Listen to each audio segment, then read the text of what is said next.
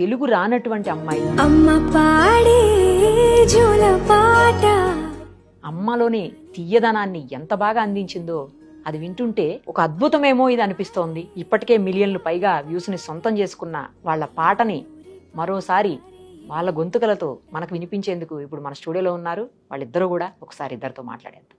నమస్తే అండి. నమస్తే. How are you? I'm fine. ఎలా ఉన్నారు? సూపర్ ఉన్నా. తెలుగు రాదు కదా, అందుకని ముందు అమ్మాయి హౌ ఆర్ యు అని అడిగి తర్వాత మిమ్మల్ని పలకరించాను. No problem. ఎందుకంటే మన గెస్ట్ కదా ఇప్పుడు అమ్మాయి. అవును, గెస్ట్. మనం ఇప్పుడు చాలా గుర్తించాల్సిన అమ్మాయి. Yes yes yes. తెలుగు రాకుండా అమ్మాయి అసలు అంత అద్భుతంగా, అంటే మీరు రాసిన ఆ పదాలు అలా పలికించాయో ఏంటి అమ్మాయితో? ఆమె బేసిక్ గా మంచి సింగర్ అండి.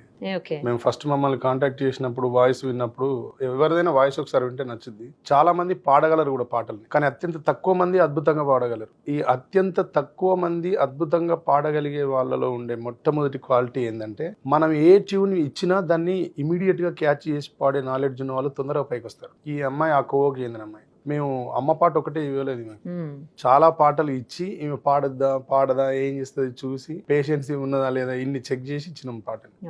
మేము ఏ ట్యూన్ ఇచ్చినా ఇమీడియట్ గా పాడింది. ఈ క్వాలిటీ చాలా మందికి ఉండదు.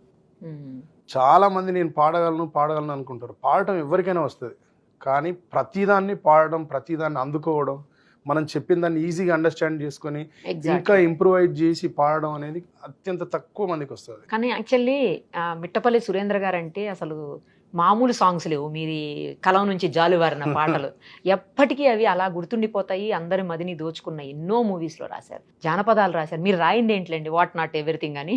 సో ఇప్పుడు అమ్మ గురించి ఇంత ముందు కూడా మీరు రాశారు అమ్మ పాటలు? రాసినాను. మొన్న కూడా మా ఫ్రెండ్ దాము పిక్చర్ చేస్తే పిక్చర్ కూడా రాసి వచ్చిన రాక్షస కూడా రాశారా? బాగుంటది ఆ పాట కూడా. కానీ ఈ అమ్మ పాటకి మంచి ఆదరణ లభిస్తోంది మీకు. ఇది హైలో ఉన్నది.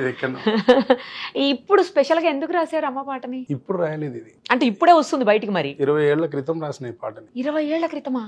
మరి ఇప్పుడు అంతా ఇట్లా ఇదేంటి? నేను రాసుకున్న పాట, మా అమ్మ గురించి రాసుకున్న పాట. అది నేను మా ఇంటి నుంచి బయటకు వచ్చిన కొత్తలో కొంచెం హోమ్ సిక్నెస్ ఉంటది కదా. ఒక 2 months ఫస్ట్ టైం నేను బయటకు వెళ్ళిపోయాను ఒక దగ్గరికి. ఖమ్మం జిల్లాలో ఒక ఊరికి వెళ్ళినాం, అటువైపే ఉన్నాం ఎక్కువ. అట్లా నాకు మా అమ్మతో మాట్లాడుతుంటే సిగ్నల్స్ వచ్చి అప్పుడు బాగా ఉండకపోయేది, సిగ్నల్స్ ఉండకపోయేది ఆ ఏరియాలో. అట్లా ఆ రోజు మా అమ్మతో నేను మాట్లాడినప్పుడు పాపం ఎందుకో నాకు కొంచెం సాటిస్ఫాక్షన్ అనిపించలేదు, తృప్తిగా అనిపించలేదు. అట్లా మా అమ్మ గురించి ఆలోచిస్తే అట్లా కూర్చుంటే అట్లా మా అమ్మ మీద ధ్యాసతోని పాట రాసిన. కిన్నెరసాని వాగుడ్డు కూర్చొని రాసిన. రాత్రి అంతా కూర్చొని అట్లా రాసుకున్నా. అట్లా మా అమ్మ గురించి రాసుకున్నా ఈ పాటని. రాత్రిలో ఒక నైట్ లో రాసేసా? ఒక నైట్ అండి. కాకపోతే ఒక నైట్ అంతా వెయిట్ చేసిన. ఫస్ట్ పల్లవి ఈజీగా రాసేసినాం, కానీ చరణాలు రాయడానికి ఉదయం 4 గంటల దాకా కూర్చున్నా. ఫుల్ మూన్ ఉంటది ఆ రోజు. ఆ మూన్ పోతా ఉంటే పాట వస్తా ఉంది. అట్లా ఫుల్ గా ఉదయం కల్లా రాసేసి పడుకున్నాం. అది ఒక సినిమాకి చేద్దాం అనుకున్నాం. సినిమాకి చేసి ఆ తర్వాత ఎందుకు ఆ సినిమా అక్కడనే ఆగిపోయింది, వాళ్ళు ఏవో కారణాల వల్ల. అట్లా నేను కూడా వాళ్ళకి ఎవరికి ఇవ్వదలుచుకొని తీసేసుకున్నాను. అప్పటి నుంచి ఆ పాట అట్లా ఉన్నది. యాక్చువల్ గా నేను పాడి చేద్దాం అనుకున్నా. నాకెందుకో ఈమె వాయిస్, ఈమె నన్ను కాంటాక్ట్ అయిన తర్వాత పాడింది, ఈమె వాయిస్ విన్న తర్వాత చేస్తే బాగుంటది కదా, ట్రై చేసి చూద్దాం ఏమైతుందని చేసినాం. కానీ చేసిన తర్వాత ఈ పాటకు ఎదుర్కొన్నాను డౌట్స్. ఈ పాటలో అనుభవించినంత ప్రెజర్ అసలు దేనికి అనుభవించలేదు. నేను ఎప్పుడైనా పాట సులువుగా రాసేస్తా, రికార్డ్ చేస్తే వదిలేస్తా. ఈ పాటని ఎలక్షన్లకు బిఫోర్, తెలంగాణ ఎలక్షన్స్ కి బిఫోర్ రికార్డ్ చేసినాం. ఏపీ ఎలక్షన్స్ తర్వాత రిలీజ్ చేసినాం. అంత గ్యాప్ వచ్చింది మధ్యలో. దాంట్లో విన్న వాళ్ళందరికి, మా ఫ్రెండ్స్, క్లోజ్ ఫ్రెండ్స్ కి చెప్తాం కదా, ఇప్పుడు మీరు ఉన్నారు. నాకు ఈ అమ్మ పాట రిలీజ్ చేసినప్పుడు మీ గురించి ఆలోచించిన. రెస్పాన్స్ వస్తా ఉంటే నిరుపమ గారు చూస్తే ఎట్లా ఫీల్ అవుతారు అని. మీరు మీ కొడుకుతో ఉండేది నాకు తెలుసు కదా. అట్లా ఒపీనియన్ ఎక్స్పెక్ట్ చేస్తాం కదా ఫ్రెండ్స్. రికార్డ్ చేసినప్పుడు మా ఫ్రెండ్స్ కి వినిపిస్తే అసలు ఎవరు యాక్సెప్ట్ చేయలేదు. వాళ్ళు యాక్సెప్ట్ చేయకపోవడానికి కారణం ఏందని నాకు ఇప్పుడు తెలుస్తుంది. ఎందుకు చేయలేదు అంటే, నేను ఒకసారి పాడితే విన్న తర్వాత ఇంకెవరు పాడినా నచ్చదు. ఇది ఎవరికి నచ్చదు? మనలా ఉండే వాళ్ళకి నచ్చదు. కానీ మన సర్కిల్ దాటిపోతే సొసైటీ అందరికి నచ్చుతుంది. అది నాకు ఈ పాట చెప్పింది. దీని గురించి మాట్లాడుకునేటప్పుడు ఒక 2 చరణాలు ఫస్ట్ మీరు పాడండి, తర్వాత అమ్మాయితో పాడిద్దాం. పల్లవి ఒక చరణం. నాకైతే చరణంలో ఒక 2 lines విపరీతంగా నచ్చాయి, నేను చెప్తాను మీకోసం. చరణం దగ్గర నుంచి మొదలు పెడతాను. సరే. కురిసేవాన చినుకులకి నీలి నింగి అమ్మా, మొలిచే పచ్చని పైరులకి నేల తల్లి అమ్మా. కురిసేవాన చినుకులకి నీలి నింగి అమ్మా, మొలిచే పచ్చని పైరులకి నేల తల్లి అమ్మా. వీచే చల్లని గాలులకి పూల కొమ్మ అమ్మా, ప్రకృతి పాడే పాటలకి ఎలకో ఇలా అమ్మ సృష్టికి మూలం అమ్మతనం, సృష్టికి మూలం అమ్మతనం, సృష్టించలేనిది అమ్మ గుణం, అమ్మ పాడే జోల పాట అమృతాని కన్న తీయనంట.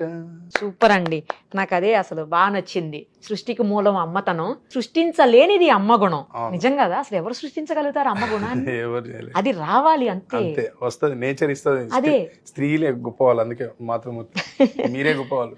మీకున్న ఒక గొప్ప అవకాశం అదే, పురుషునికి లేనిది స్త్రీకి ఉన్నది అమ్మతనం. అమ్మతనం. ఎండ్లెస్, అది చెప్పడానికి సరిపోమని.